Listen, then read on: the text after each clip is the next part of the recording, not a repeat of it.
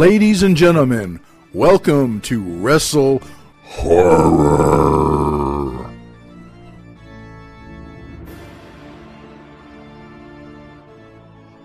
Greetings, viewers and listeners. Meat Hook Jim here at the Wrestle Horror Podcast, along with my co-host, Donnie Hoover. Hey, everybody. What's going on? And, of course, we're always joined by, or at least most of the time, by Mr. John Orlando. How's it going, folks? Hope everybody's doing well out there. And on this episode, we've got a guest does a little managerial work in the business. We're talking about Ripper Blackhart. Ripper, how are you? I'm good, Meat Hook. How about you? I'm doing great, welcome to the show. We've been trying to get you on here for a while. Yeah, like we were discussing earlier, technology hates me. I'm a caveman when it comes to this stuff. This stuff that's why I got married. I got married to a smart girl so she could figure all that stuff out. So what you do is you use your cane to beat the technology when you get home. Is that it? Yeah, apparently that doesn't work. So I've been told. So let's talk about Ripper Blackhart, the manager. I know I've seen you working in New Ohio Wrestling as well as FGW every Friday night. How's that working for you? I mean, you just you're managing Logan right now in FGW, and Logan just can't seem to get a win over Harley Fairfax. What's up with that? Yeah, Logan is my son. He's took the last name Blackhart, and we've been in a feud with at least I have with Darkness Worldwide for probably about a year or so now. And the main problem seems to be that Harley Fairfax always has someone intervening on her behalf, whether she wants it or not, in these matches. So this Friday night, it's Logan Blackhart, it's Harley Fairfax, and we're all banned from ringside. I can't even be there. David Barton Spector can't be there. No one from Darkness Worldwide can be there. And we'll see. We'll finally see if she's as bad as she says she is, and if the fact that Logan, as Space Invader, was the longest reigning and first ever FGW champion was a fluke or not. Yes, he was. I was getting ready to bring up the former Space Invader, he's taken a bit of a little darker edge now that he's Logan Blackhart. Well, yeah, you take the name Blackheart, it's a given. But he's definitely showing some more attitude. He's not he's still a fan favorite. He's a face, but you kind of wonder because he scowls a lot more and he shows some of the Blackheart in him. Yeah, the whole Space Invader thing came about. Mainly. The first match he was in, he was still underage to participate, so they threw him under. They said, if you got a hood, put a hood on. The only one he had was one of mine, was a Gene Simmons made mask, and it was way too big on him. And he's in this battle royal, and there's Ed Gonzalez is in this battle royal, so that should tell you something, that how much he got messed with. And when he got to the back. I can't remember Tyler's last name, but he used to ref a lot for Cody down in Dayton, Cincinnati area. He looked at Logan and said, that's not your mask, is it? And he's like, no. So he threw him a mask and threw him trunks and some tights and said, here, you can have this. I'll never use them. So he kind of showed me, I'm like, well, you need to come up with a gimmick for that then. Okay, I will. A couple of days later, come up, gimmick. No, I will. And then it gets to the point where they're going to let him start wrestling. You got to give him, yeah, I'm going to be Space Invader. Okay. And took off from there, and then kids took to him instantly, Space Invader, and he just played off that, and to the point where it got to the point where we were still part of CWAI back then, which was a Christian wrestling organization, and FGW kind of came out of his ashes. Future Great Championship was created as a mid-card title for CWAI from the main sponsor, which was Brian Levick, who owns Future Great Comics. He had the original belt made and brought it. So we show up. It's an outdoor show or Superhero Saturday thing they're doing in Hamilton. And we get there, and Cody's like, hey, we're doing a tournament for this belt today. And he's like, all the winners are going to go to this match, and it's going to be like a Survivor Series type match, whatever. And then the winner gets the belt. And Hooks was there, and he was like, that's cool. What are we putting it on? He's like, Space Invader. And Logan's jaw dropped. I bet. But yeah, we had another show to go to later that day, and he, even as a kid, he was afraid of looking like a mark, which I'm like, you're allowed to. You're a kid, but he was always like, so, he wasn't like God looking gaga over the moon and all that stuff in the back and all that. So we're driving to the other show, and I look over at him and was like, how cool is it to win your first title? He looked over at me and goes, it's pretty cool. So he did this for what? The plan was always to get out of the mask, though. He just didn't know how he wanted to do it. Brandon Day comes, and the opportunity arises. He exposed who he was and how he was my son and all that. And like him taking the Blackhart name was also a total surprise to me. I didn't know it until he actually said it in the ring, because he had wrestled at OCW under the same name he refs under, which was Logan Lynn. Right. He tagged with Kid Bullet. Mm-hmm. They were the son of a guns. So I figured that's what he was going to do. He was going to be Logan Lynn, and then he said Logan Blackheart. I looked at Cody and said, I didn't approve this. And Cody's like, that's what he said and he was going to do. And it's like, I'm just being a dick, Cody. I don't care. But yeah, so yeah, he's that's why we chose the song he comes out to is Danzig's Mother. We wanted to make it like so that it's kind of symbolic. Right. Why he chose that, because he was the slapping hands with all the crowd and telling kids to listen to their mom, and that guy. Now he's not, and he wants everybody to know that yeah, you could cheer for me, but I'm not that white hat good guy, clean cut baby face anymore. Okay. Did you have any reservations about Logan wrestling? Because I know from talking with other wrestlers, like they would say, I don't know if I'd let my kid do it. Did you have any reservations? Yeah, but I was kind of not given a choice. He had some pretty dark times, Logan did, and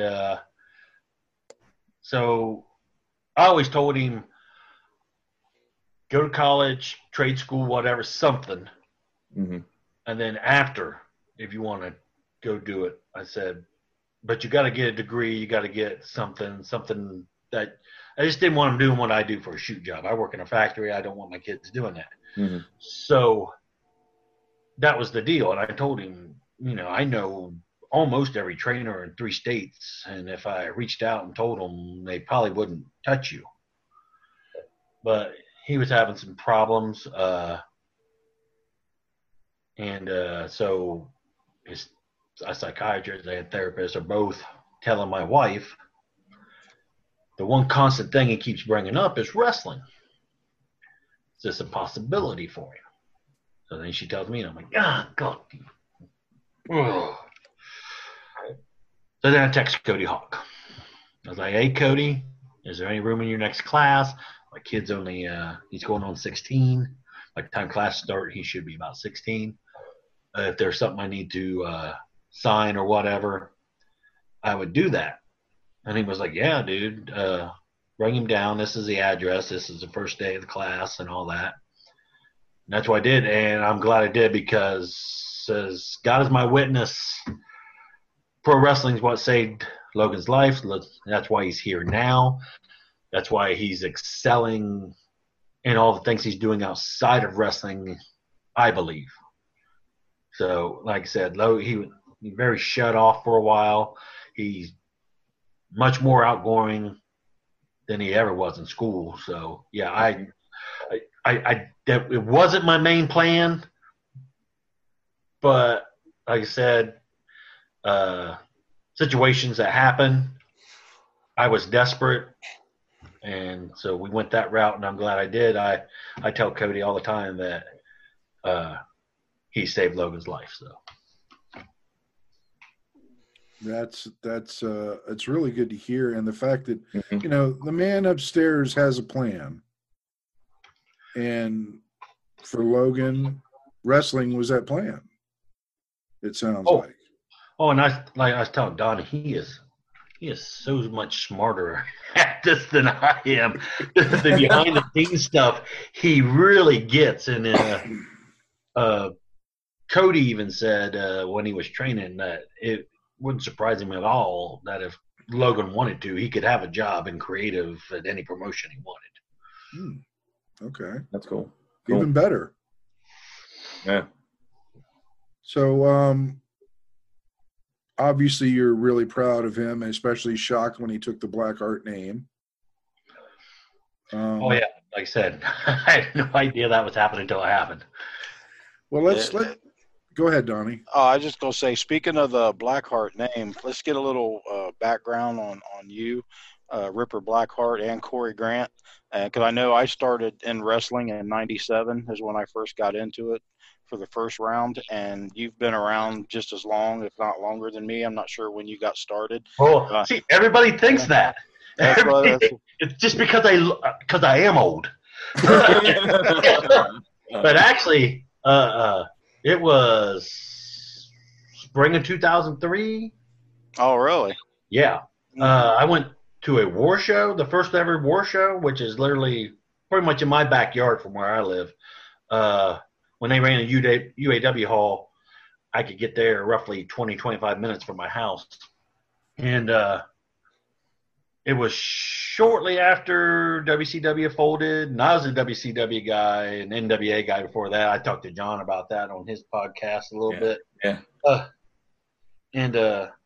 So me and my friends were looking for something else other than WWE. I mean, some of them just like wrestling, period, but me and a couple other guys we weren't the flag bearer WWE fans. And then I heard a radio commercial for War Wrestling in Lima.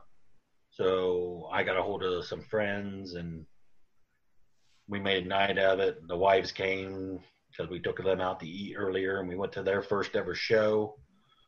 Blown away because it was probably the first independent show that I'd been to live. And I'd seen independent wrestling on TV, and sometimes TV doesn't do it justice just because their production just isn't at the level of something like a WWE or AEW now, for example, or even Ring of Honor or Impact.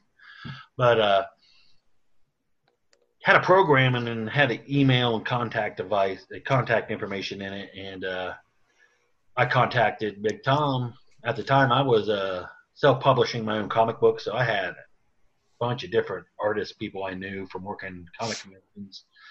And between me and my brother, we knew like 12 different bands in the area. So I got a hold of him and said if he needed like some artwork or maybe some original music, I could hook him up. And I simply got this message, we need to talk, here's my number. So I called the number, and then first time ever talking to Big Tom, I'm on the phone for 3 hours. What? 3 hours. Tom, yeah. long-winded? Yeah. The hell you say? He doesn't, but I could see that with somebody. He doesn't know me at all. I could be setting him up to skin him and wear his skin for Halloween costume. That's the horror part. I want to get some of that in there. There you go. But yeah, so I met with him shortly after. I think it was like on the second or third show. I started hanging flyers, setting up, tearing down. And then, it had to be like the second show. The third show, his business partners didn't pay their share of what they were supposed to pay for the show, kind of left him high and dry and told him they were done. So I got 3 of my other friends, and we came in and we pretty much took their spot. So for like 2-3 years, we were part owners of War with Tom. And within that year, Tom decided to put me out front because I'd already I was working a camera, doing all the other stuff, working gimmick tables, whatever. But he'd heard me do this character. When I got bored, be sitting in the back watching. If I was in the back watching with him on the monitor, do this character commentating. And he's like, I'm going to start putting you out there as being like a heel interviewer. And that's how it got started. I had the Ripper's Ring. It was kind of like Piper's Pit, only not good. And I never, ever got to finish one. Somebody always came in and there was a confrontation between somebody. But then it got to the point where Steve Stone, which I credit him, I would still just be a guy interviewing people and commentating people if Steve Stone didn't say, how about, why you being a jerk to me, I clothesline you. And I'm like, sure, but I am not trained. I am not trained at all. I lucked into this like you would not believe how I lucked into this. But he was like, oh, stop being a prima donna and blah, blah, blah. You know, I mean, he used some more colorful language than that. I went to Tom, and Tom's like, yeah, just showed me how to take a back bow. He clotheslined me. From then on out, I was bringing in guys to take out Steve Stone and kept putting a bounty on him. And next thing you know, I'm managing a war, which that's the only place I worked for years. And then Dusty Dillinger started taking me places with him. And Cody Hawk invited me to come down to places he was running. And now I'm more busy now than I should be at the tail end of doing this stuff, and I'm more busy now than I ever been doing it ever. I mean, I work for Donnie, New Ohio. I work for Cody, FGW. I work for War. I work for OCW. And at my age, that's quite a lot. But that's how I got started, and in the whole managing thing. And I've managed a lot of great guys. I'm very fortunate to be doing what I'm doing, even at this very small level. You know, that's one thing I always wanted to do, and I've told Donnie this numerous times. I've always wanted to be a manager. Now you mentioned WCW and the NWA. That's what I grew up on. I was raised in the South. So, you know, it was WCW, NWA, Georgia Championship Wrestling, Florida Championship Wrestling. So I applaud you for that. I've never been a big WWE guy. You know, I watch the product. I'll watch something else if I have the opportunity. But I've always wanted to be a manager. It's just, I think it would just be fun. No, it's a whole lot funner when you're the bad guy. And that's what I'm saying. The bad guy manager, you know, I want to be a heel manager. And I've threatened Donnie. I bought myself a mask. It looks like the assassin's mask, but it's red. So a real quick question, Corey, what is probably the few skills you have to be a manager? Because I think that there's that misconception. Anyone can do it. Yeah. No, I never thought that. But No, Jim. That's not what I meant. I just meant that I think in the general public that there's a lot of people that think anybody can do it. Yeah, exactly. Yeah. Same way, you know, and it's same way, you know, with commentating. Mm-hmm.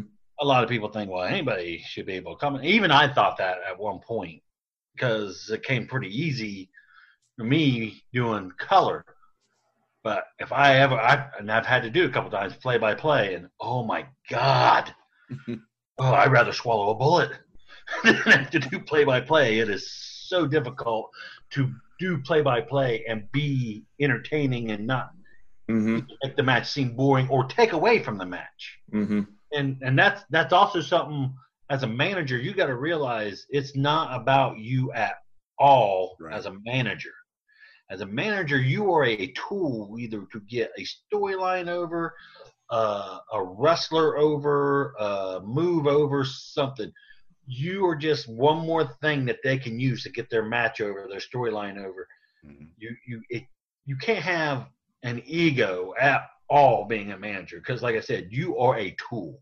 That is it. I'm sure that's not the first time you've been called a tool. No, and that's probably the nicest thing I've been called is a tool. But and you got to know how to talk, and you got to know how to know what you're going to say before you say it. Mm-hmm. Also, here's a good example. I love Jim Cornette. Okay. But he is not evolving with the times. No. And if he doesn't evolve with the times, there's not going to be a spot for him in professional wrestling anymore. And I have felt, even I have evolved since the time I've started. I've made some very questionable remarks on commentating that if I was doing it now, I wouldn't say it, just because I know the time has changed, the climate has changed. And that's also as a wrestler and as a manager or any talent that's out in front of the crowd, you also have to know where it's not the 90s anymore, guys. I'm sorry. It's not. The Attitude Era was cool. ECW was cool, but you're never going to get that now unless there's a big change in the climate on how stuff is perceived in the world. Mm-hmm. And so as a manager, plus you got to be able to remember, hey, you got to remember spots just like a wrestler does. There's a certain spot they want you to come in. They want you to do this. Mm-hmm. You got to be paying attention. You can't get distracted by the guy calling you 20 million things behind you, or sometimes even having stuff thrown at you. You got to be paying attention to what's going on in the match. But you also, if you're out there, you should interact with the crowd a little bit. That's why they're there. They want to have some kind of interaction with you. And if they can't interact with the wrestler, at least I'm there. I can provide something for them. So, yeah, it looks easy, but there's a lot more to it than a lot of people think. Cutting a good promo, which some people say I cut mediocre promos I do is most people find good enough, but yeah, you got to know how to talk. You got to know the audience you're in front of. Mm-hmm. Like I said, when I told people Ripper Blackheart was part of a Christian wrestling organization, everybody was like, what? And I think that actually, to be honest with you, I think that also is something that workers should know, is that and this is kind of going away from our original topic, but I think you got to know your fans, because I think that, for an example, when Jeff ran OCW, we were that our crowd was that kind of WWF type of crowd. They didn't really dig guys that would come in and work that Ring of Honor strong style. They would sit on their hands. Oh yeah, that's not what they wanted, So I think they wanted a story. They wanted they wanted characters. They wanted characters and stories, and they didn't want the technical prowess of some guys coming in there and just being unbelievably talented. Oh yeah, I tell guys all the time. Like I've spent a lot of time when Logan was training with like 2-3 different classes Cody had, and sometimes Cody'd have me work with them on promos and stuff like that, and they would ask me questions, and I'm always like, and Big Tom says this all the time too, but everybody's shown the moves. Everybody's taught the moves. Why do I give a shit about you? What is it about you that's going to make me cheer you, going to make me hate you? And it's the gimmick. Mm-hmm. And you got to have a good gimmick, and it's got to be something that the fans believe. So you got to be able to pull it off. It's got to be let's just take, for example, what's the little short guy in AEW? Marco Stunt. Okay. He's not going to pull off a Hulk Hogan gimmick. It's just too unbelievable. But Rey Mysterio from the 1990s, that type of thing, yeah, he could pull that off perfectly. Right. That's just you. That's too. You got to that, and you guys know Little Tom, Dexter Dementia. Yeah. he's always said that me and Dusty Dillinger aren't really gimmicks. That's our personality turned all the way up, which for the most part is. Now, that's why I tell a lot of them too. If you're going to pick a gimmick that you think you can get over right away, it's got to have a little bit of you in you. Now, there's some guys who take gimmicks that are there. It's the complete opposite of how they really are, and they pull it off great. But if you're going to start off, I always say it should have just a little bit of you in it. And that's part of the thing with Logan, with the Space Invader thing. He's a big video game geek. So I think that's kind of what drew him to that, and he built off of that. But, yeah, whatever we talking about managing, and we got all the way over here. Yeah, way over here. It's all informative, and that's what we want. That's what we want. That's why we're doing this, Even if we go off on a tangent, it's information that's being provided.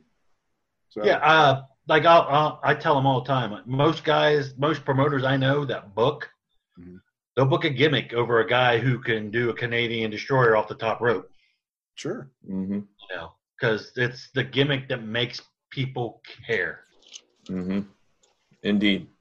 You mentioned Dexter Dementia, Little Tom.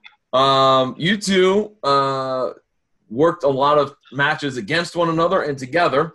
Do you have any cool Little Tom stories? There's nothing cool about Little Tom to begin with. Yeah, I feuded with Delivery Inc. for quite some time, and he was part of that. But then when Tom got sick and had to step away, and Dusty came in and started GWA, he decided to put Little Tom when we came up with the Mr. Old School character. Mm-hmm. And originally, that was supposed to be a masked character. Oh, really? Yeah. Originally, he was supposed to wear a mask. And the reason he was going to wear a mask is I was going to announce because if women just gaze upon his face, they become pregnant. Got the mask, and it didn't really work. So instead, he decided to grow a mullet, and we went that route with it. But the best story I have, Lil Tom, is the story that he told me about the crappiest guy he ever wrestled. And I want to say, was it Dr. Love out of Indiana? And Dr. Love, he chewed skull, but he would keep it in. And he would swallow. Yeah, he would swallow, which would give him the shits. And they're in the middle of a match, and he slams Tom. I think that's how it goes. And he goes down there and says, "We got to take it home." And Little Tom's finisher at the time, that guy's crotch in the area is in his face. So he goes ahead and they take it home, whatever. And then Little Tom goes, "Now you want to hear the messed up part?" I'm like, the guy crapping himself during the match isn't the messed up part. He goes, "Oh, no." He goes, "We get in the back," and he says, "Usually when that happens." I'm like, "What?" He's like, "Yeah, apparently that was like the 4th or 5th time he crapped himself in a match." God. Yeah. But he's done stuff too. He did that top rope elbow for a finisher for a while, and it looked like a small car coming down on you. Yes. Well, he did that to me at the Allen County Fair, and then I'm supposed to be, I'm all knocked out, right? Then he starts unbuttoning my shirt, and I know no good can come of this. And he whispers in my ear, "You can't do nothing because you're supposed to be knocked out." And takes my chest hair and goes like this and yank. Ow. Yeah. Just thinking about that hurts. Yeah. Did you have words for him when you got back to the tent? Dude. He smacked me one time, too, at a other fair before the show. Snuck on bum and gave me just a big old bitch slap and took off, right? So during the match, I'm managing Chris Hall. It's him and Chris Hall. During the match, it gets to the point where I interfere, and I gave him his receipt. And neither one of us ever ran so fast in our lives because we're two very fat guys. He's trying like hell to catch me, and I'm trying like hell for him not to catch me. Here, I'll ask my other question here real quick that I have on my paper here. Who's the greatest manager of all time? In my mind, there's a tie. Okay. And that is between Bobby Heaton and Paul Ellering. And I say this, and a lot of people, Paul Ellering. Not Paul Ellering. I messed that up. Not Paul Ellering. Paul Heyman. And the reason I say Paul Heyman along with him, because they both do the same thing. They cut the promo for their guy. They are the ones that made you want to go to the arena and see their guy either kill somebody or get killed. Think about, the Heaton family. John Studd didn't really cut a lot of promos. Bundy didn't cut a lot of promos. Even Andre didn't cut a lot of promos. It was Heaton cutting them promos and making them fans feel one way or another. Now, fast forward, Brock Lesnar. Mm-hmm. The way you feel about Brock Lesnar is usually interpreted by, however, Paul Heyman cuts a promo for a Paul Heyman upcoming match. He's the one. I mean, yeah, it's cool to see Brock Lesnar. He's a big guy. He's very good at what he does. But it's Paul Heyman that invokes the emotions in the fans when it comes to Brock Lesnar. Absolutely. For a minute, I thought you were going to say Paul Jones, and I was going to boo you. The Paul Jones Army. If there was anything worse than a Judging Your Doom, it's the Paul Jones Army. Yeah. It was like the NWA was like, we don't know what to do with these guys. Yeah. Put him with Paul Jones. Put him with Paul Jones, and they could feud with Jimmy Valiant for 3 years. Yeah. Yeah. Yes. Oh, man. Paul Jones was the worst. And I don't know how he lucked out to have Rude and Manny Fernandez win the tag titles while he was managing. I don't know how that happened.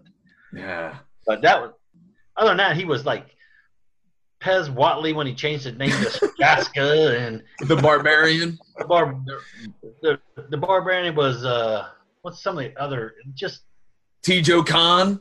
T-Joe Khan and the Mask Russians, which you knew weren't they didn't even try like they tried with Crusher Khrushchev to say, he's got Russian descendants. He's related to the Koloffs. He's like a third cousin twice removed. They didn't even try. They just slapped 2 masks on these guys, and they're like, these guys are Russians. They were Paul Jones. So I heard a story that, because I remember even as a kid, like I was like, this isn't right. Do you remember when Paul Jones would have the khaki suit and he had the Hitler mustache?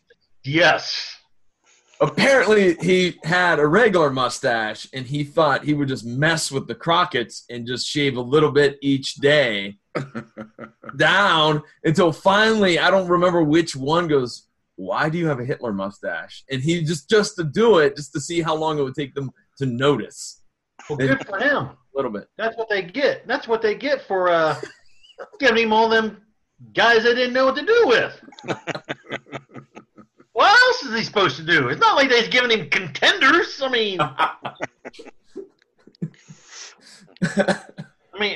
God bless every one of them. I think he had Kamala for a while too. Had Abdullah the Butcher. And Abdullah, but if you were managed by Paul Jones, they weren't giving you a belt. I'll tell you that.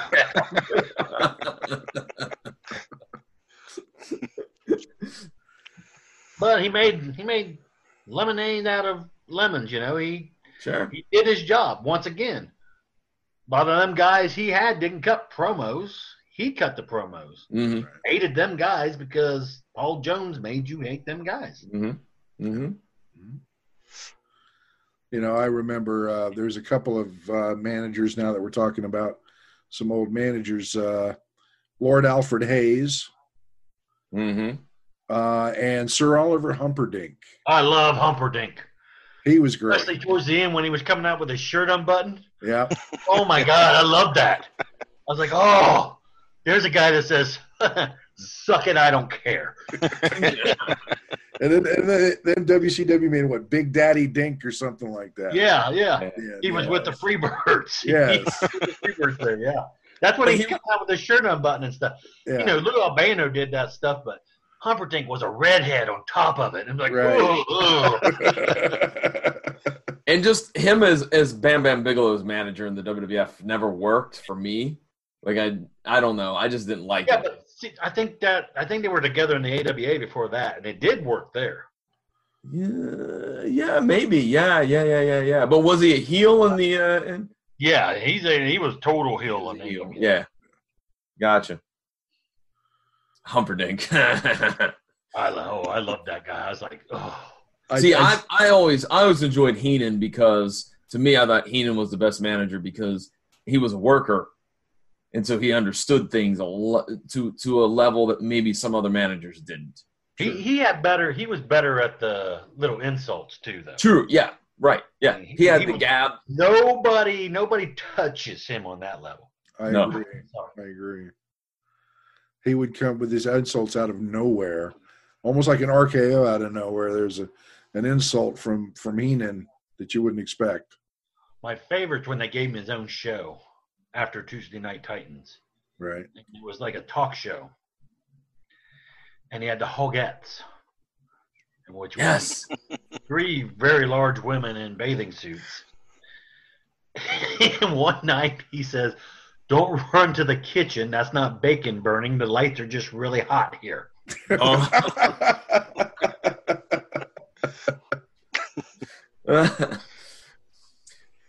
So what's unfortunately, I don't think that show would be able to do today. Oh no. Somebody be crying somewhere. So what's your favorite city or town to work in as Ripper Blackhart? Well, like I said, I have fun in pretty much every place I go. I hate it when people go, "Hey, have fun." Why would I do this if it wasn't fun? Who would choose to do this if it was not fun for them? Like Lima is pretty much like my second hometown. That's where I started. I can just go through the curtain. I don't have to say nothing. And instant heat. There's guys that get heat just because they show up with me. That's due to how I've been booked there. Mm-hmm. But Hamilton's becoming a close second. They've seen me, and it's the first promotion ever to have Ripper Blackheart as a babyface. Yeah. Which everybody said that'd never work. And when Cody Hawk suggested it to me, I said, "I'll do it," but everybody says that'll never work. And he said, "Challenge accepted." And it's gone off pretty good. If there's an easier crowd than Lima, Ohio, which is very easy, OCW being a close second to that, OCW crowds, Hamilton at FGW, I've heard them pop for a headlock. Yep. Like, it blew my mind that how the stuff that they pop for Slick Rick saying 50-50 split the pot. No, it's the way he says it. And they pop for it. They do. They do. Oh my God. But yeah, like I said, I pretty much have fun everywhere. Indiana's always tough. I ain't had to work there in a while, but the crowds in Indiana are a little like you got to force them to get into matches. You got to engage with them, or like you said, John, just sit on your hands. And it's not just because someone's doing a Ring of Honor. It's any match.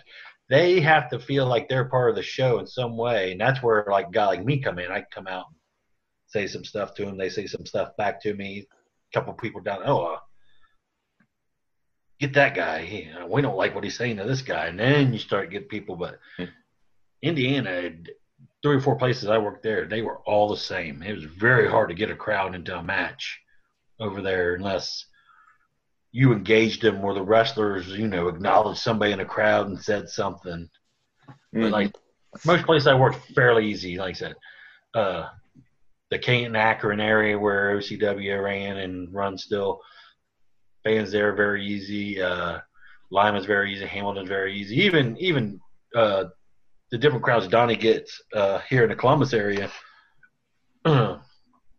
he gets I feel pretty much the same type of fans. They're type of fans that like characters more than they like a spot fest. Mm-hmm. So yeah, every place I worked here in Ohio has been just, I have a blast. All of them. 4th of July is probably one of my favorite ones because it's done in my hometown. So a lot of people actually know me, and they're like, "Here's our opportunity. Just give him a bunch of crap." So, oh yeah, I've had my own mother chop me on a 4th of July show. Yeah, Where talk about those 4th of July shows a little bit, because those are pretty special to you, from what I'm understanding. okay, so 4th of July, I live in a little town called Bell Center. It's probably about as big as 1 or 2 blocks here in Columbus, city blocks in Columbus, if that. It's technically, it's a village. It can't even be called a town. It doesn't have enough people to be called a town. It has to be called a village. But on the 4th of July, since we have such kick-ass fireworks, the town like gets flooded. Like it's crazy. It's like going to an OSU Michigan game. That type of crowd comes into Bell Center for this. And when I was a kid, they had so much stuff going on, and through the years, it kind of declined just because they didn't have people volunteering to do the stuff anymore. And it got to a point where now people are starting to build it back up. So I went to them after I'd been doing this for a while. And Big Tom used to come over 4th of July all the time anyway, hang out with me. And I'm like, dude, we could run a show here. We could do a show here in the middle of all this. He's like, well, if you can make it happen. All right. So I got with a guy named Rick Moore, he's passed away now. We have a Battle Royal start off all the shows in honor of him. I told him, hey, you guys give me the space. I said, I'd like to use, they don't use the bingo hall for anything. I'd like to use the bingo hall for a locker room, set up a ring in the parking lot. And sometime after you guys have like volleyball tournaments and all that, and before the fireworks, I'd like to put on a wrestling show. He's like, well, what do you want to charge for that? I said, I'll tell you what, you give me the space, I will go out and get the money to cover the wrestling show. I just need the space to operate in. And it won't cost it won't cost the village anything. It's free entertainment for the village. So he's like, that should not be hard to get passed. So he got it passed by the council. I've been doing it ever since. It's the most stressful. I only do one show a year, and this is why. Because it is so stressful. So stressful. The whole getting the money part is the bad. Getting talent's no problem. Getting people to help behind the scenes, no problem. Get the money from people. It's the same thing every year. There's certain ones I know I don't have to worry about. They're putting in every year. But I break it down into different packages. So everybody who wants to give, I go as low as $25 for your name on stuff. And then anything below that, we'll at least say your name over the microphone when we list stuff off once or twice. But I break it down by posters. We do 2 banners that get put up in the town like the month of or the month before. We do T-shirts. And I added it to the point where you could sponsor a match. Like you or your company alone, before the match starts, they say, following match is brought to you by so-and-so. And I different levels of it. And you get people. I drop the stuff off during the day. I don't expect an answer right then, but I'm like, my contact information's on there. Email, phone number, Facebook. Just let me know one way or another. And then just let me know what level you want. I don't need the money till like the week of the show. I just need to know so I can get this stuff done to put your name on whatever you want your name on. And it is like pulling teeth. I got to go some people 2 or 3 times. What are we doing? Yes, no. Well, we're thinking about it. I need to get this stuff done. I mean, if you want posters should be out there at least a week or 2 before we're doing it. The banners I like to have banners out almost a month beforehand because I hang them up at the ballparks. a lot of traffic at the ballparks. And then, the T-shirts, he's got to do those in advance. I can't wait till like the night before the show and have the T-shirt guy like, okay, I need.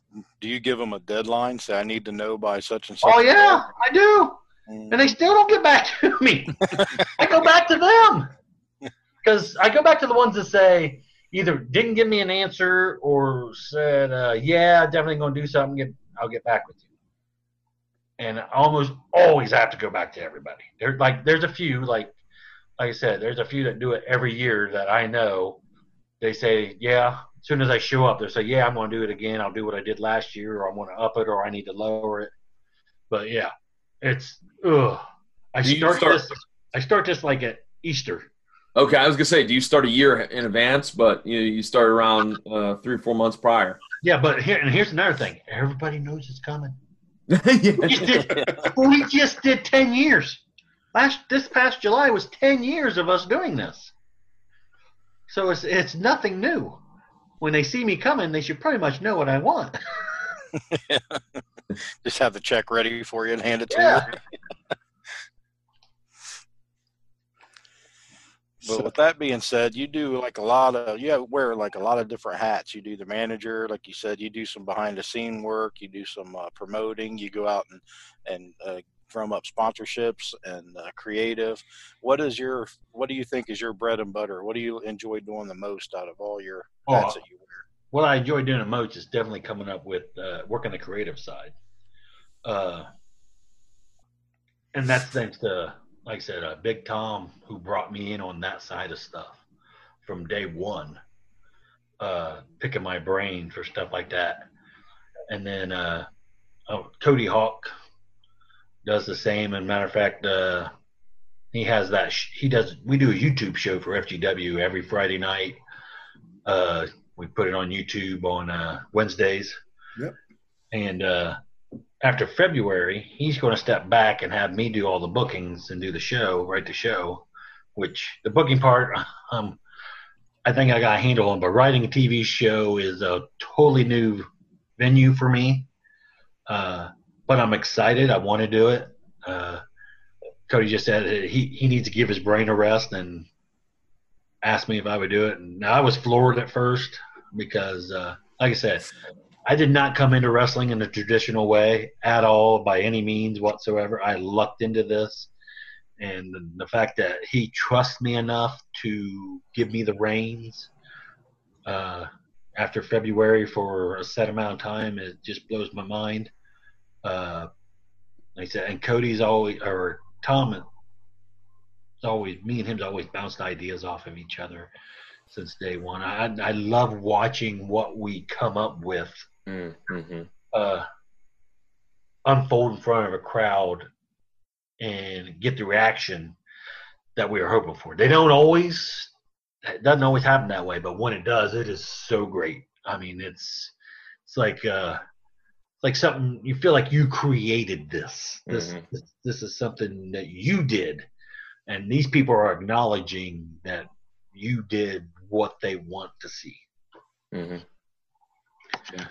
Yeah, but as far as like putting a show together for like an event like 4th of July, yeah, if I could hand that off to somebody, I would. Well, I got to say, I'm looking forward to seeing how you run the show at FGW, as I'm there practically every week. And as if you may know, my daughter Shelby is training with Cody right now. Yes. So, I think it's a very entertaining show, as it is. Every Friday night, you can't beat it. $6 to $8, and you get great entertainment. And if you like what you're seeing from NWA Power, it's pretty much like to say that it's when we got monitors in the back, and this before Power got put out there. I said, looking at this on TV, it looks like old studio wrestling. Yep. Just like Meat Hook said, that's what I grew up with. That's what I loved, old studio wrestling. And apparently everybody in Hamilton likes to do, because we get pretty decent crowd. I mean, there's times it's down, but you're right around the corner from the local high school. Mhm.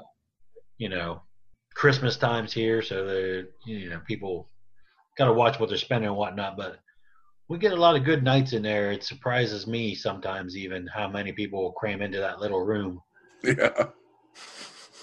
But it's fun. It is. And I remember the first time we went as a family to FGW, it was in August. And Chris, my wife, is sitting there with me. She goes, "There's Ripper Blackheart." I said, "Yeah, and he's a good guy here." Yeah, that messes with a lot of people. And she's like, "No, she argued with me. No, he's not." And I said, "Yes, he is." I did commentating for a little bit while they were working out the bugs of it. All right. And Matt Taylor and Jimmy Shane come in for a show, and they were tagging up. Right. And at this point, I'm face still. I'm on commentating. I'm face, and they both said it was really weird hearing you say good stuff about us during the match. I said, "How weird do you think it was for me having to say good stuff about you guys?" But did you ever slip up during that and revert back to the normal, where you throw a shot at them? That match, no. But I've had every once in a while throw something in just because this is too funny. I got to say it anyway. I love the way you when you are working, the way you get on. Usually it's Joe Kopez is the brunt of your argument. Joe is so old. He reffed the first ever match between David and Goliath, and he let a foreign object get used then too. That's like the 12th time I used that joke. I love that. I use it every chance I get. Joe is both looks old and young at the same time, and it's ridiculous. Nobody knows how old Joe is because he looks exactly like he did when he broke into business, the exact same way. Wow. I swear to God, he bathes in the blood of virgins, I swear.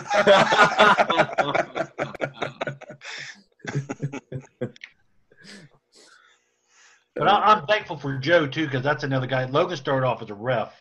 So that was another guy Logan got to learn a lot of the ref stuff was from Joe and Jay Cortez in War and Danny O'Brien came in for a little bit there when Logan was training, when he knew Logan was going to be a ref. So Logan was very fortunate to get to work with all them guys as referees too. Mm-hmm. So, and a lot of people compliment him a lot on his refereeing skills and whatnot. A lot of people couldn't believe how long he'd been doing it. A couple people always on him, like Jake something and Crosshair Kelly used to get on him all the time about sending stuff into the E. And he's like, I don't know if that's what I want to do. He's like, I'm still in school and all this other stuff. But to have guys like that, and like Jake something said, he said, I'm not saying this just because he's your kid, but he's one of my favorite referees to have in a match. That's saying something because he's pretty much all over the place right now is Jake. And I'm just, like I said, I'm just happy he has a skill set that he can go to if he wants to. And it's something fun. It's a nice release. Because that's what it is for me too. If I didn't have pro wrestling, you'd probably see me on the news, some road rage incident, or something. Some guy gets dragged out of his work by the authorities, and that's what I use it for too. That's why I tell everybody I let the shoot light. Let it all build up, and then when I'm at a show, there's somebody in a crowd that I'm going to unload it on, and he's going to be thankful for it.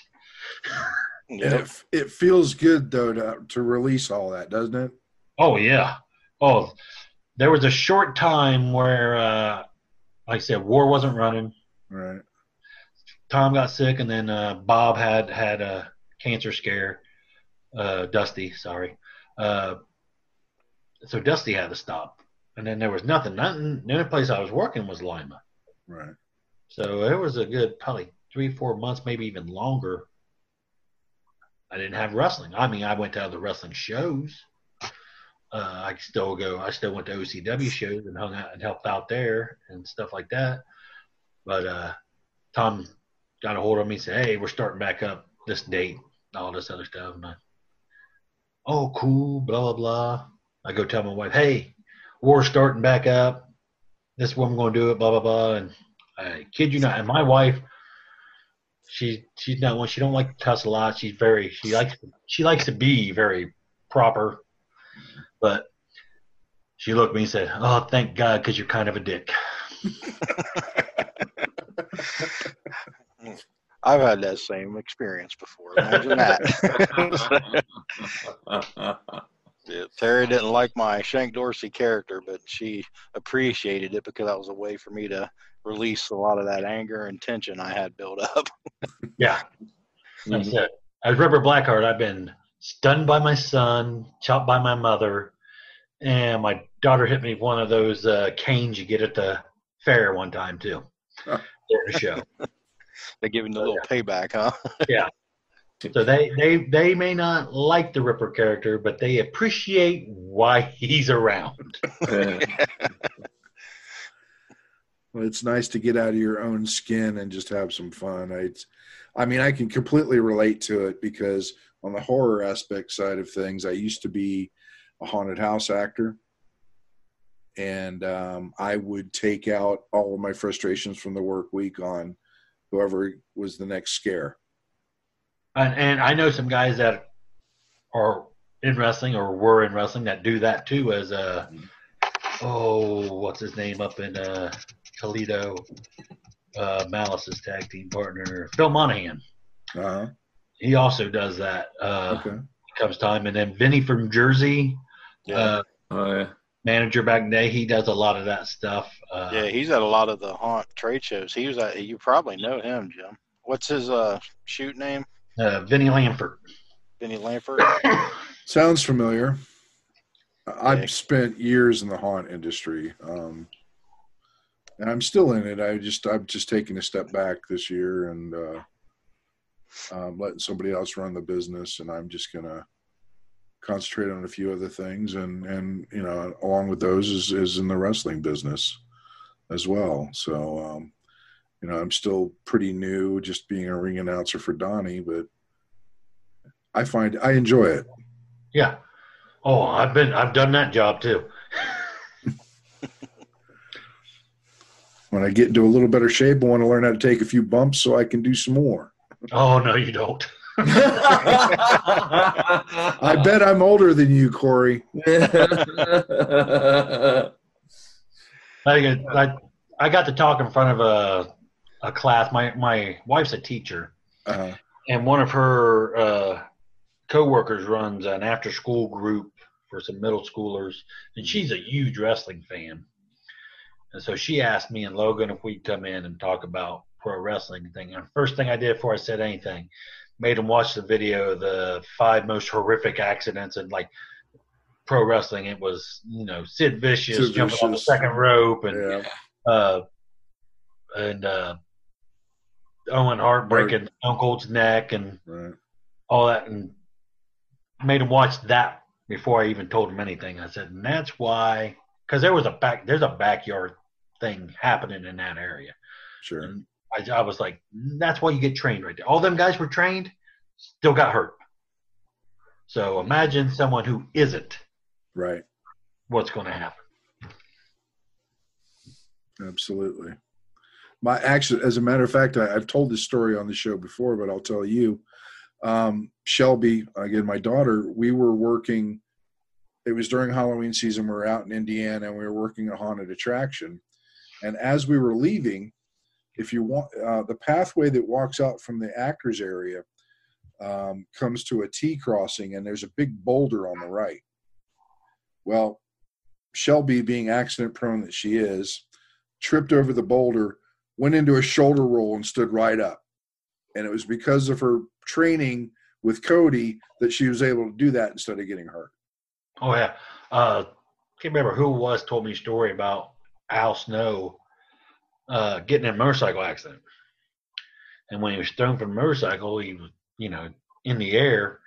And he told him first thing he thought of is, I better tuck my chin, put my hands out, and he come through it a little, not as bad as it would have been. Right. Maybe not. So, yeah, like I said, it's the training part, like I said, I'll take a bump, but if I can get away without taking a bump, I'm all about that too. Well, that's just what I mean, I just want to learn how to take a bump in case I would have to, is I guess where I would go with that. But that's all up to Donnie and everything. So we'll see what happens in the future. Yeah, you never know. I'm going to keep prodding him. Yeah. Yeah, I actually have a story like that too about the training the land and all that. I was we used to go camping a lot out of my buddy's place had a cabin. His family had cabin, and they had like mountains and stuff you ride around in. And I was riding on this four-wheeler by myself. I was just out cruising around in the woods, and I come around this curve, and I got too close to the side of the mountain, and it kicked this left side of the four-wheeler up, which completely threw me off the four-wheeler completely. The four-wheeler shot across the road, went down over the embankment, and I got thrown off the bike sideways, and somehow I landed perfectly flat on my back and just slid to like a slow stop. It didn't. I mean, I got a couple scratches on my arms, but I had like a flannel shirt on, but I had like a couple scratches on my arms, and that was it. And I was like, how in the hell did I land perfectly flat like that? But muscle memory, man. Muscle. Yeah, it's just something you did. And it was after I'd walked away from wrestling for a little while too. And so, yeah, that had to have been what it was. It just, I was so muscle memory. Muscle memory. Yep. So used to landing that way. And like I said, I don't know how I went from completely sideways to perfectly flat, level land on a dirt and gravel road. It's like, but I pulled it off somehow. Any last questions for Corey, guys? We haven't touched on horror a lot. I know he's into you do a lot of comic book stuff, and you do some writing and some creativity stuff. And so are you into a lot of the I'm horror? off work for a whole month, guys. I got all night. So I mean, how much into horror are you? Do you like a lot of stuff, or? I'm not like a huge. I don't go to like the horror conventions and all that because I like movies. Got to be good for me. I don't like it just because it's blood and guts. But there's a lot of stuff I like out there, like you name it. Like I thought like when Scream came out, that was something different. It took the old slasher films, but it threw in the comedy, and it was a lot more well written than stuff I've seen before, and that reopened up the whole genre. I mean, you had remakes of Prom Night, and you had, Halloween came back, and you had I Know What You Did Last Summer, stuff like that. I like the original Halloween movies, except for Halloween 3. I don't care how anybody tries to justify that. You can't justify that movie. That was crap.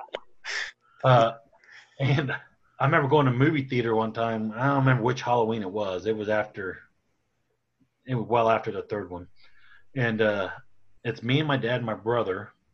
Me and my brother still in school. But we went because my mom was, she's selling Avon or, some crap where all women get together and they buy stuff that nobody needs. It was one of them things. So my dad got us out of the house, and one of the Halloween movies, and the guy's walking, and all of a sudden just a bunch of birds come flying out. I remember my dad jumping and going, I want to jump, it better be him. Yeah, I like the Halloween movies. When I was younger, I liked the Friday the 13th movies. I tell you what, it's terrible, but I love Jason X. Him in space, I thought was great. I love the comedy that they threw into it, and my favorite part's where he did the hologram and he picks up the sleeping bag with a girl in it, and he's just beating the hell out of her. I'm like, that's pretty cool. And I was a big fan of the original Friday 13th, or not Friday 13th, but the Nightmare on Elm Street franchise. The original Nightmare on Elm Street actually gave my mother nightmares. We just had an incident when I was on our street, like there a murder happened, and we're just a very small town. and everybody knew everybody. And that movie came out shortly afterwards, and they went and saw it. And that's the first movie my mom can remember in forever that gave her nightmares. And I think it had something to do with that. But I was a big fan of the Friday the Third or the Nightmare on Elm Street franchise. I liked. I'm trying to think some of the other ones out there at that time. We watched all the Evil Dead stuff when I was a kid. Even the ridiculous stuff we knew was stupid, but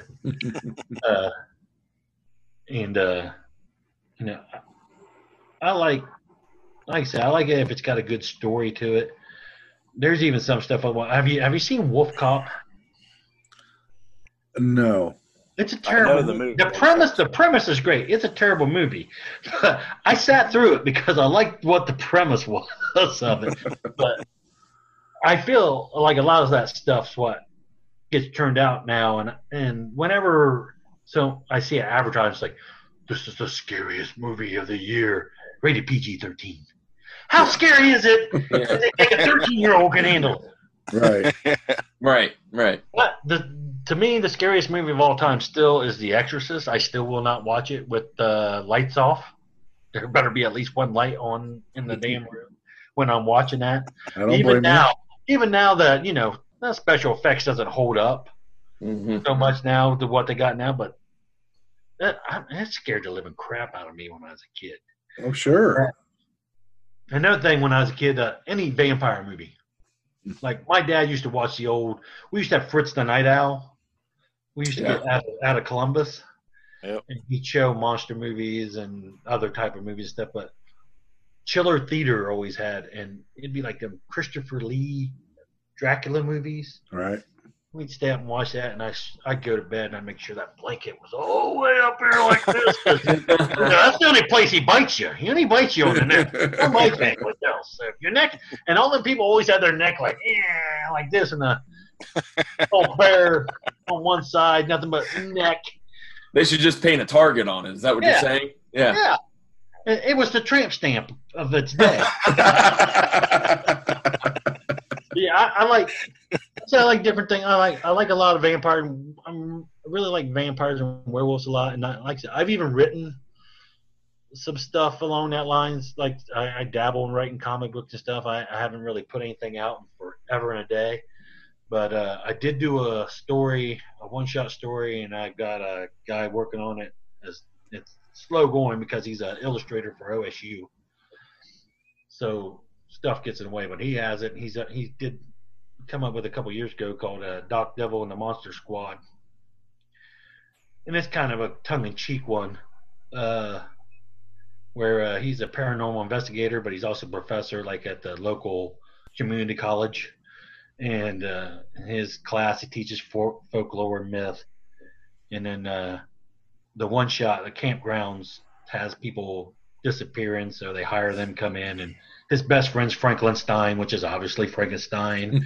He has a Grim Reaper with him that he beat in some kind of contest, so now the Grim Reaper has to do whatever he says. He has a Nephilim with him. He's the new guy in the group, half angel, half human, and a witch who I didn't originally do this. The guy, Paul Hardman's the guy who is doing the artwork. He came up with this, and I liked it a lot, where he's got her looking like half human, half like one of them shaved cats that you see. Yeah. And the thing is, she's a self-taught witch, so she was dabbling with some spells and ended up doing that to herself, and now she can't undo it. Whoops. And they go and investigate to find out what it is, and I got that one done. And the one I've been working on and off is called The Mask of El Morte Rojo, which is both horror and wrestling related. He's a Mexican luchador who gets on the wrong side of the cartel. He's pretty much they trick him more or less with the drugs, taking the drugs across the border and stuff when he does all these shows. And when he finds out, he tries to set him up. Instead, he gets set up, They murder him and his family, but the Aztec god of death brings him back to life and puts his mask back on him. And the thing is, as long as he's wearing his mask, which he was the Red Morte Rojo, he was the Red Death. Red Death, yeah. He's invincible. He cannot die. He's stronger, he's faster, but if he takes it off and something was to happen to him, he can die. So it's kind of like the Crow-ish kind of thing. Mm-hmm. So he comes back from the dead, and his whole thing is he's getting back at everybody. But a whole bunch of weird stuff I got set up to happen to him. Like he travels around with the skull of the Aztec god of death, and it talks to him. But nobody else hears it talking to him. And got that going on in the backstory. I'm going to have him abducted by aliens. I'm going to have him go against Chupacabra. All kinds of just weird stuff's going to happen to him on his way to get back, go after the people who did all this to him. But I've got about 2 issues of that I wrote, and I'm like a visual guy, so I lose interest if I don't have somebody showing me, hey, I did this based off what you wrote. That's what, when we put out the first stuff that I did it's called Mr. Happy, Clown Prince of Pain. It was called ourselves Black Market Comics, and our catchphrase was the greatest comic book company that never existed. And it was, I had Mr. Happy. We had 2 stories in it, Mr. Happy and the Antisocial. Mr. Happy was pretty much if the Joker was a good guy kind of type thing. Had some Spawn elements to it. He was like a government. He worked for the government.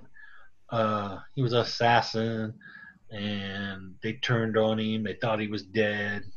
He ended up being alive, but he had a total mental breakdown. Now he wears clown makeup, and he lives in a homeless community and keeps crossing paths with people he shouldn't cross paths with, and pretty violent. And then we did Antisocial, which was basically how I tell people is he's the Punisher on welfare. Like, the only reason he has access to guns and stuff because he inherited his dad's gun and ammo store.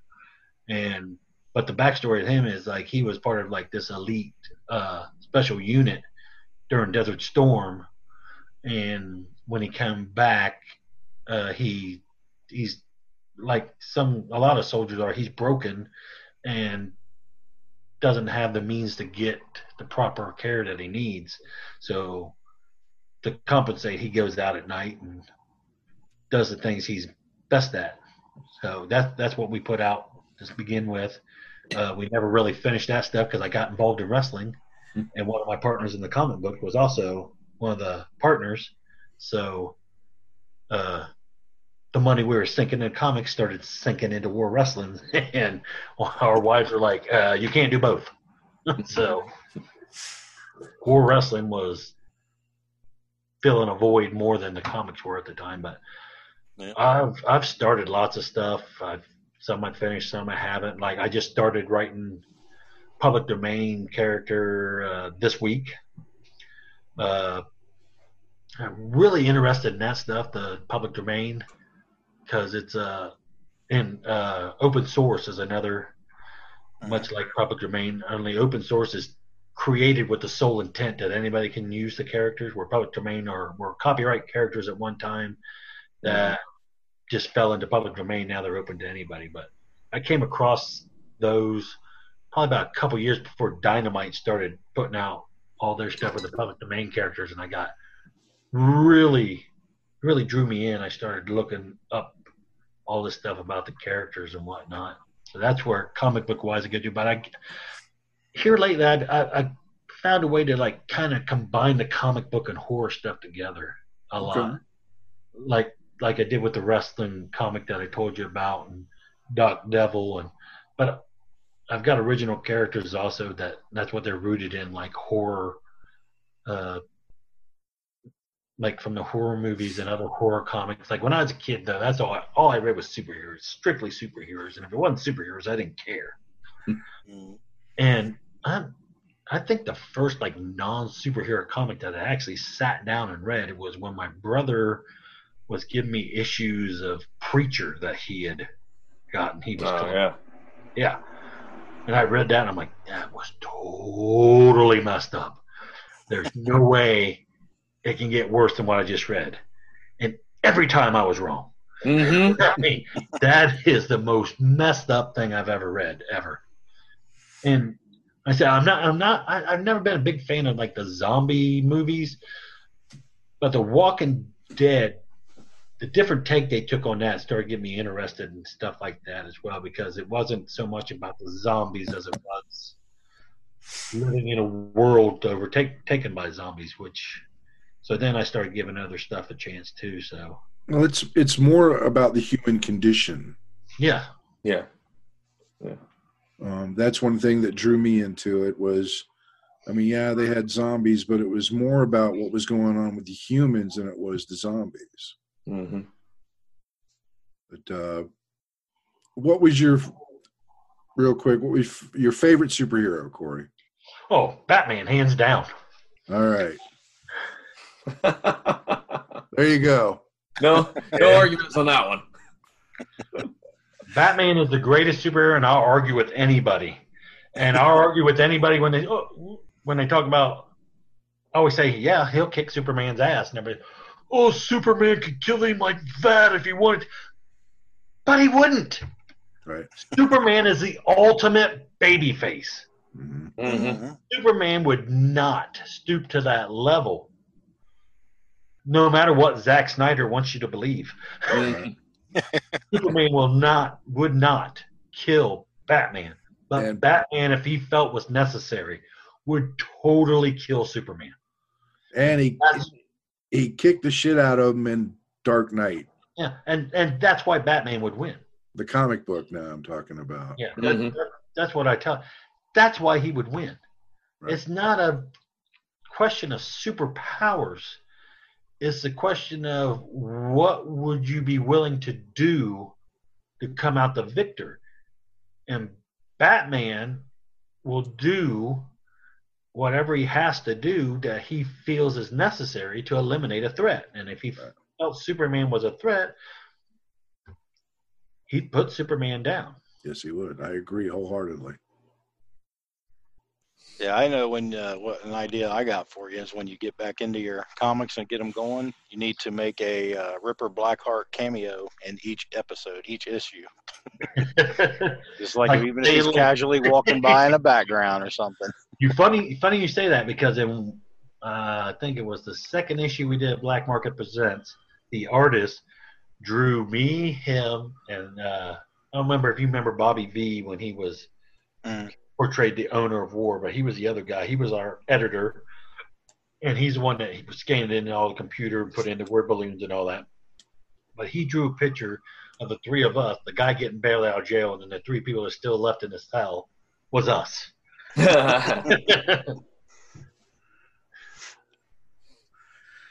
Well, this has been, I mean, we could go on and on and on, but we're going to have to bring this show to a close. And Corey, this has been absolutely fascinating conversation. We're definitely going to have you back on. Anytime. In the meantime, if you have any technological problems, reach out to me. I'm a techno geek, so I can try to help you out with whatever. Since you're technologically impaired, I'm going to ask you this very simply.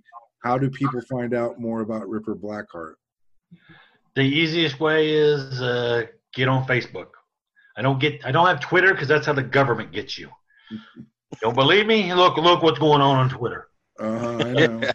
So yeah, just I have a Ripper Blackheart page on Facebook. As long as you ain't a creepy or psycho fan, you can hit me on my regular Facebook. I got a lot of regular fans on there. Just know, if you're a fan, if you try to message me, I don't know who you are. I'm probably not going to message you back on my home page. If you go to the Ripper page, that's a better chance to get a hold of me. Other than that, that's about it. I don't keep up on that page as much as I should, the Ripper page. I'm pretty lazy. So. But if you message me through the Ripper page or my other page, that's probably the best way to get a hold of me. Unless you slip Donnie some money, he probably has some my number or stuff. Or if they want to cheer you on or Logan, they can come to FGW every Friday night. Yes, FGW is every Friday night in Hamilton, Ohio. Lima, Ohio, every other month. You can see me with War Wrestling. Sorry, about every other month in Akron for OCW Wrestling. And when I think the Arnold's the next time New Ohio Wrestling's running. And if I can manage not to get lost this year, you'll see me there again. So. Well, you've been there for the Arnold and the fair, so I think you pretty much got it. Yeah, now I got it. That's the first time, though. It was taking me to Lancaster. I'm like, I know this is not right. Well, once again, for John Orlando and Donnie Hoover, Corey, Ripper Blackheart, thank you so much. We look forward to talking to you again. I'm Meat Hook Jim. We'll catch you on the next episode. See you. Thanks for listening. Make sure you follow us on all of our social media outlets. Facebook.com/WrestleHorror, Instagram @WrestleHorror, Twitter @WrestleHorror, on our YouTube channel, the Wrestle Horror channel. Also, you can find us at www.wrestlehorror.com.